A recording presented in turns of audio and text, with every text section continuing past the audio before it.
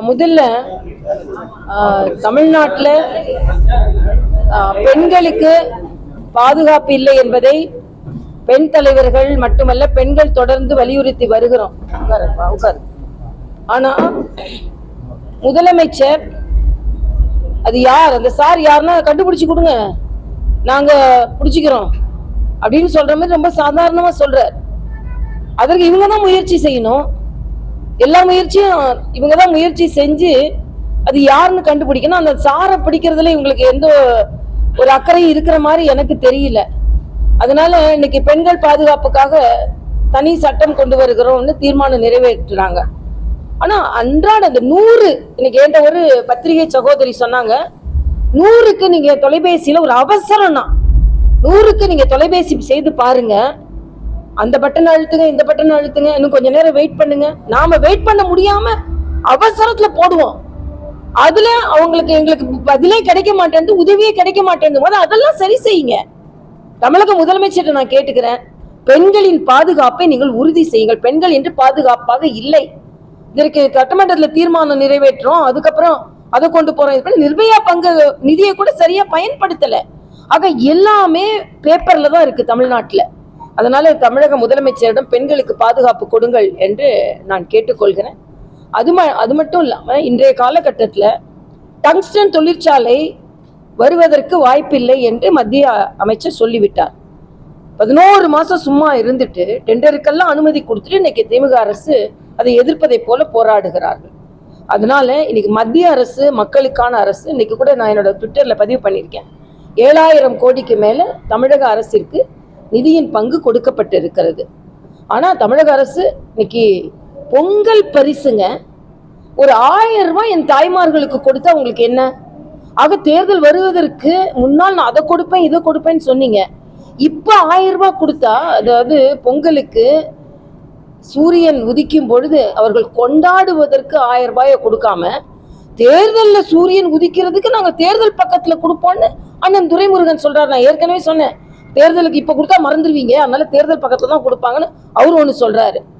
கல்வி அமைச்சர், நிதித்துறை அமைச்சர் என்ன சொல்றாருன்னா, எங்ககிட்ட நிதியே இல்லை, உங்ககிட்ட எல்லா நிதியும் இருக்கு, கார் ரேஸ் செய்யறதுக்கு நிதி இருக்குது, நீங்க வெளிநாடு போறதுக்கு நிதி இருக்குது, ஆனா தாய்மார்களுக்கு கொடுப்பதற்கு நிதி இல்லை என்று நீங்கள் சொல்லிக் கொண்டிருக்கிறீர்கள். ஆக தமிழக அரசு முற்றிலுமாக தோல்வி அடைந்த அரசு. இன்று மரியாதைக்குரிய மோடி அவர்கள் ஆந்திராவுக்கு போய் எவ்வளவு நல்ல திட்டங்களை, பல லட்சம் கோடி திட்டங்களை அந்த ஆந்திரா மக்களுக்கு கொடுத்திருக்கிறார்கள். அதே மாதிரி டபுள் இன்ஜின் கவர்மெண்ட் இங்கே இருந்தா மத்திய அரசோடு சண்டை போடுவது மட்டுமே எனது குறிக்கோள் என்று இல்லாமல் இருந்தால் தமிழகத்திற்கு எவ்வளவு வளர்ச்சி திட்டங்களை கொண்டு வர முடியும்? ஆக அரசியல் செய்து தமிழக மக்களை வஞ்சிக்கிறது திராவிட முன்னேற்ற கழக அரசு என்பதை நான் இங்கே பதிவு செய்கிறேன். கட்சி முடிவு செய்யும், கட்சி முடிவு செய்து மாநில தலைவர் அறிவிப்பார். இல்ல, முரண்பட்ட கருத்து ஏற்கனவே போலீஸ் கமிஷனருக்கும் உயர்கல்வித்துறை அமைச்சருக்கும் முரண்பட்ட கருத்து இருந்தது. இந்த யார் இந்த சார்னு நம்ம கேட்கும் போதுதான் இப்போ அவங்க அந்த சாரை நீங்க கண்டுபிடிச்சு கொடுங்க அப்படின்றாங்க. நாம சொல்லல, அந்த பெண் பாதிக்கப்பட்ட சகோதரி பதிவு செய்திருக்கிறார். சிறப்பு புலனாய்வு குழுலையும் அவங்க பதிவு செய்திருக்கிறார்கள். இன்னொரு நபரிடம் என்னை எடுத்து கூட்டிட்டு போறேன், சார்ட்ட போக வேண்டியிருக்கும் அப்படின்னு. அந்த சார் எந்த இயக்கத்தை சார்ந்தவர், எந்த பகுதியை சார்ந்தவர், அந்த சார் எந்த